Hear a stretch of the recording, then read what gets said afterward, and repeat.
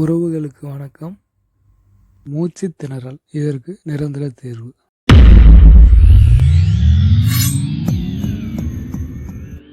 மூச்சு திணறல் என்ன காரணங்களால வருது, யாருக்கெல்லாம் வருது அப்படிங்கிறத பத்தி பார்ப்போம். மூச்சு திணறல் ரெண்டு முக்கிய காரணங்களால வருது. ஒன்று இரவு தூக்கம், ரெண்டு உணவு முறை. இப்ப இரவு தூக்கம் அப்படின்னு எடுத்துட்டீங்கன்னா வாதம், பித்தம், கபம் இந்த பிரச்சனைகளால உடம்புல அனைத்து நோய்களுமே வந்துட்டு இருக்கு. இப்ப இந்த வாதம், பித்தம், கபம் இதை எப்படி கட்டுப்படுத்துறதுன்னா, இரவு நேரத்துல படுத்து காலையில முழிப்பு வரப்ப எழுந்திரிச்சா போதும். வாதம், பித்தம், கபம் இதெல்லாம் கட்டுக்குள்ள வைக்கும். வாதம் ஏறினாலும் இறங்கினாலும் பிரச்சனை, அதே போல கபம் ஏறினாலும் இறங்கினாலும் பிரச்சனை, அதே போல பித்தம் ஏறினாலும் பிரச்சனை இறங்கினாலும் பிரச்சனை. சமசீரா இருக்கணும். இது எல்லாத்துக்குமே ஒவ்வொரு செயல்பாடுகள் இருக்கு. அதனால இந்த உடம்புங்கிறது இயற்கையில படைக்கப்பட்டது. இயற்கையான முறையில நம்ம ஓய்வு கொடுத்து, ஓய்வுங்கிறது இரவு தூக்கம் மட்டும்தான். அதை நல்ல முறையில நம்ம பராமரிச்சு வந்தோம்னா இந்த பிரச்சனை எல்லாம் சரியாகும். அடுத்து பாத்தீங்கன்னா உணவு முறை. இந்த உணவு முறை என்னன்னு கேட்டீங்கன்னா, காலையில சூரிய உதயத்துக்கு அப்புறம், சூரிய உதயத்துக்கு அப்புறம்னா இப்ப எங்க ஊர்ல மழை நாள், பனி நாள், சூரியன்லாம் வர மாட்டேங்குதுங்க அப்படின்னா, சூரியன் வரல, உதயம் தாமதமாக மந்தமா இருக்கு அப்படின்னா உணவை நீங்க எளிமையான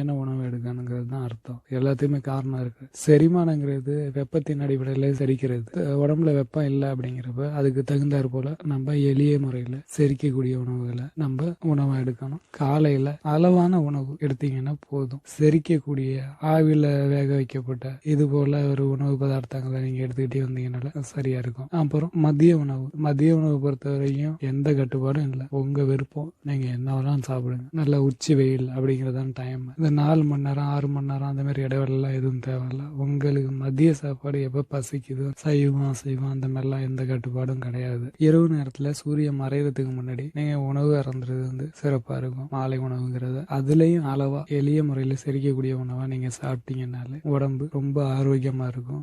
உடம்புக்கு நோயின்னு எந்த ஒரு பிரச்சனையும் வராது. இருக்கிற நோய்ங்கிற பிரச்சனைகள்லாம் கூட சரியாயிரும். இது மாரி சாப்பிட்டீங்கனால இரவு படுத்தீங்கன்னா நல்ல உறக்கம் வரும். உடம்பு ஆரோக்கியமா இருக்கும். இது போல உணவு முறையை பயன்படுத்தி வந்தீங்கன்னா இரவு தூக்கங்கிறது மிக அருமையா இருக்கும். இந்த இரவு தூக்கம் அருமையா இருந்தாலே வாதம், பித்தம், கபம் இதெல்லாம் கட்டுக்குள்ள வந்துடும். இப்ப உணவு முறை, தூக்கம் இந்த ரெண்டு விஷயத்தையும் பார்த்தோம். இப்ப இதுக்கும் மூச்சு திணறலுக்கு என்ன சம்பந்தம் அப்படின்னு கேட்டீங்கன்னா, மூச்சு திணறல்ல பாதிக்கப்பட்டிருக்கவங்களோட சில காரணிகளை பார்ப்போம். என்னன்னு கேட்டீங்கன்னா, இரவு நேரங்கள்ல அலைபேசி பயன்படுத்துறது, கணினி பயன்படுத்துறது, அதுக்கப்புறம் தொடர் நாடகம் பார்க்கறது, அதுக்கப்புறம் பாத்தீங்கன்னா திரைப்படங்கள் பார்த்துட்டு இருக்கிறது, நேரம் அதாவது ஒரு குறிப்பிட்ட நேரத்துக்கு அப்புறம், அதாவது 11 மணி 12 மணி 1 மணி அந்த மாதிரி ஒரு நேரம் வரைக்கும் பார்த்துட்டு இருக்குது. அதே போல தங்களோட கணவரோ இல்ல உறவினர்களோ அயலகத்துல வெளிநாட்டுல இருக்காங்க அப்படிங்கிற பட்சத்துல அவங்களுக்கு தொடர்பு கொண்டு மணிக்கணக்கில் ஆர்வத்துல பேசிட்டு இருக்குது.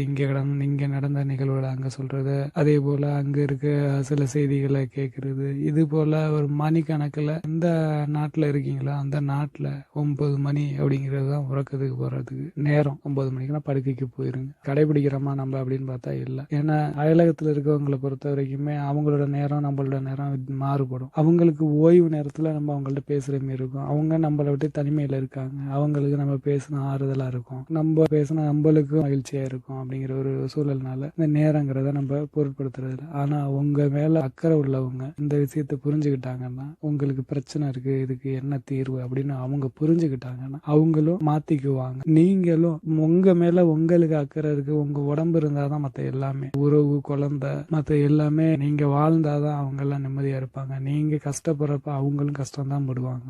ஆனா அது அவங்களுக்கு புரியாது. என்கிட்ட பேச கூட நேரம் இல்லையான்னு வேணா கேட்டுருவாங்க. ஆனா இரவு தூக்கம் தான் பிரச்சனையா இருக்குன்னு அவங்களுக்கு புரிய வைங்க. இல்ல அவங்களுக்கு இந்த காணொலியை பகிருங்க, மூச்சு திணறலுக்கான தீர்வு அப்படின்னு சொல்லிட்டு. இதை நீங்க செஞ்சு பாருங்க, ஒரு வாரம் செஞ்சு பாருங்க, உங்களுக்கு மாற்றம் கிடைச்சுன்னா இதெல்லாம் சரியா இருக்கும். அடுத்தது யாருக்கு வருதுன்னு பார்த்தோம்னா, திருமணம் பெண்கள் இருப்பாங்க. அவங்க பெண் வீட்டுல இருக்கிறப்ப சராசரியான நேரத்துக்கு படுக்கிறது, எழுந்திரிக்கிறது அந்த மாதிரி இருந்து உடம்பு ஆரோக்கியமா தான் வச்சிருப்பாங்க. நீங்க திருமணத்துக்கு அப்புறம் பாத்தீங்கன்னா இந்த ஆண் வீட்டோட சூழ்நிலையை பார்த்துட்டு அதுக்கு தகுந்தது போல காலையில எழுந்திரிச்சிட்டு அந்த சூழலுக்காக காலை நேரத்துல எழுந்திரிச்சு உணவு தயாரிக்கிறது, இல்ல மற்ற வேலைகளை பார்க்கறது, இந்த மாதிரி சூழல்ல ஈடுபடுவாங்க. இது தவறான்னு கேட்டீங்க, இது தவறே கிடையாது. இது ரொம்ப ஆரோக்கியம். இது பிரச்சனை இல்லை. பிரச்சனை எங்க இருக்குன்னு பாத்தீங்கன்னா இரவுல இருக்கு. அந்த தூங்க போற நேரம்னு இருக்கு பாத்தீங்களா, அந்த தூங்க போற நேரத்துல அவங்க வீட்டுல எந்த நேரத்துல ஓய்வு எடுத்தாங்களோ அந்த நேரத்துல இங்க ஓய்வு கிடைக்காது. அப்ப இங்க உள்ள சூழல் பெண்கள் அவங்க வீட்டுக்கார அலுவலகத்துல இருக்காங்களோ இல்ல அவங்க வீட்டுல இருக்கவங்க யாராச்சும் குறிப்பிட்ட நேரத்துக்கு வருவாங்க, இல்ல அது வரைக்கும் இருக்கணும், அவங்களுக்கு உணவு பரிமாறிட்டு தான் படுக்கணும், உணவு தயாரிச்சு வைக்கணும்,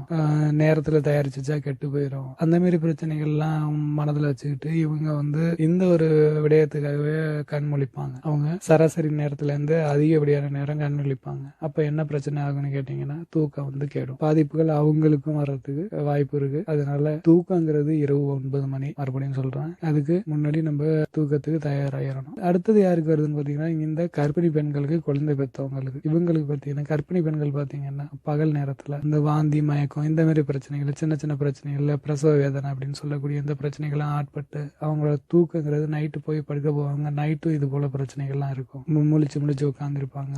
இதுவே தொடர்ச்சி ஆக ஆக இவங்களுக்கு அந்த மூச்சு திணறல் வந்து ஆரம்ப காலத்தை வந்து தொடும், ஆரம்பத்துல தொடும். எழுந்திரிச்சு உட்காந்துருப்பாங்க, மூச்சு விட முடியலங்க, மயக்கம் வருதுங்கம்பாங்க. இதுக்கு எல்லாம் காரணம் என்னன்னா சரியான முறையில உறங்க போகாது. அவங்களுக்கு கூட இருந்து ஒருத்தவங்க நீ உறங்கு, உனக்கு தேவையான உதவியை நான் பண்றேன்னு யாரும் சொல்லாததுதான். அதுதான் முக்கிய காரணம். அதனால நம்ம சார்ந்தவங்க, அவங்கள சார்ந்தவங்களை அவங்கள புரிஞ்சுக்கணும், கர்ப்பிணிகளை புரிஞ்சுக்கணும். அடுத்தது பாத்தீங்கன்னா குழந்தை பெற்றவங்க. குழந்தைங்க பிறந்ததுக்கு அப்புறம் சின்ன சின்ன ஒரு அதிர்வு அசைவு ஒரு அழுகுறாங்க அப்படின்னா முழிச்சு முழிச்சு அவங்கள பார்த்துட்டே இருப்பாங்க. பால் கொடுக்கறது, அவங்களுக்கு சிறுநீர் கழிச்சிட்டாங்க மலம் கழிச்சிட்டாங்கன்னா துணி மாத்துறது, இது எல்லாமே நைட்ல தான் பண்ணுவாங்க. நீங்க உதாரணத்துக்கு நல்லா தூங்கிட்டு இருக்கவங்க ஒரு நைட்ல எழுந்திரிச்சிட்டு திடீர்னு சத்தம் கேக்குது எழுந்திரிச்சிட்டு படுக்கிறேன்னு பாருங்க, சாதாரணமா அரை மணி நேரம் 1 மணி நேரம் ஆயிரும். அவங்களுக்கு அது மாதிரி ஆகாதா? நம்ம ஏன் உணர மாட்டேங்கிறோம்? அவங்களுக்கு அது போல ஆகும். குழந்தை ஒரு வாட்டி மட்டும் அழுகாது நைட்ல. அதே போல குழந்தை வந்து ஒரு முறை மட்டும் அழுகாது, இரவுல பல முறை அழுகும், எழுந்திரிக்கும், சின்ன சின்ன பிரச்சனைகள் இருக்கும். குழந்தைங்கிறது அதோட செயல்பாடுகள் வேற, அதோட இயல்பு நிலைக்கு வர்றதுக்கு பல காலங்களாகும். இந்த மாதிரி பிரச்சனைகளால அவங்க வந்து இதுல ஈடுபட்டு நிறைய விடயங்களை கடைபிடிக்க வேண்டியது இருக்கும். இது போல இருக்கவங்களுக்கு இவங்களுக்கு எல்லாம் மூச்சு திணறல் வருது. இதனால இந்த மூச்சு திணறலை சரி பண்ணணும் அப்படின்னா இஞ்சி தோல் சீவிட்டு சாறு புழிஞ்சு 2 ஸ்பூனு 3 ஸ்பூன் எடுத்து அதை வடிகட்டிட்டு அதுல சம அளவு தேன் கலந்து நம்ம அதை பருகி வந்தோம்னா நம்மளுக்கு மூச்சு திணறல் போகும் அப்படின்லாம் சொல்லுவாங்க. உண்மைதான், போகும். தொடர்ச்சியா நீங்க செய்ய, அது வந்து மருந்து தான் தற்காத்துக்கிறது. போச்சுன்னா தூக்கி போட மாட்டாங்க, தொடர்ச்சியா இருந்துகிட்டே இருப்பாங்க. அதோட எதிர் விளைவுகள் வந்து பின் விளைவுகள் வந்து அவங்களுக்கு வந்து இருமல், ஒரு வறட்டு இருமல், ஒரு சின்ன சின்ன பின் விளைவுகள்லாம் ஏற்படுத்தும். அதை நீங்களே கவனிச்சீங்கன்னா தான் பார்க்க முடியும். கவனிக்காதவங்க என்னன்னு தெரியலையே, எனக்கு மூச்சு திணறலுக்கு தான் இது சாப்பிட்டுட்டு இருக்கு, இதனால அந்த பிரச்சனை இல்லைன்னு நம்ம நினைச்சிட்டு இருப்போம். அதெல்லாம் கவனத்துல வச்சு நம்ம செயல்படணும். மூச்சு திணறலுக்கு இதுதான் முக்கிய காரணங்கள். இதை நீங்க சரி பண்ணாலே சரியாகும். நம்மளுடைய காணொலிகள் அனைத்துமே உணர்தலின் பேர்ல தான் போட்டுட்டு இருக்கோம். அதனால நீங்க உணருங்க. நான் சொன்னது ஒரு அடிப்படை தான். இது இல்லாம நிறைய காரணிகள் இருக்கும். உங்களுக்கு தான் அது தெரியும். உங்களை சார்ந்த உங்களுக்கு உங்க சூழ்நிலைக்கு என்ன மாதிரி நடக்குது அப்படிங்கறத நீங்க தான் புரிஞ்சுக்கணும், உணர்ந்துக்கணும். நம்ம உணர்தலின் அடிப்படையில மட்டும்தான் இது போல நிறைய பிணிகளை வந்து நம்ம சரி செய்ய முடியும். அதனால இது கவனமா மேற்கொள்ளுங்க, நிரந்தர தீர்வு கிடைக்கும். இதை நீங்க தொடர்ச்சியா மேற்கொண்டு வந்தீங்க, இந்த தூக்கத்தை வந்து உணவு முறையை வந்து சரியான முறையில மேற்கொண்டு வந்தீங்க அப்படின்னா உங்களுக்கு சில நாட்கள்ல நல்ல மாற்றமும் அதுக்கப்புறம் முன்னேற்றமும் மூச்சு திணறல இருந்து விடுபட்டு புத்துணர்ச்சி கிடைக்கிறத நீங்க உணரலாம்.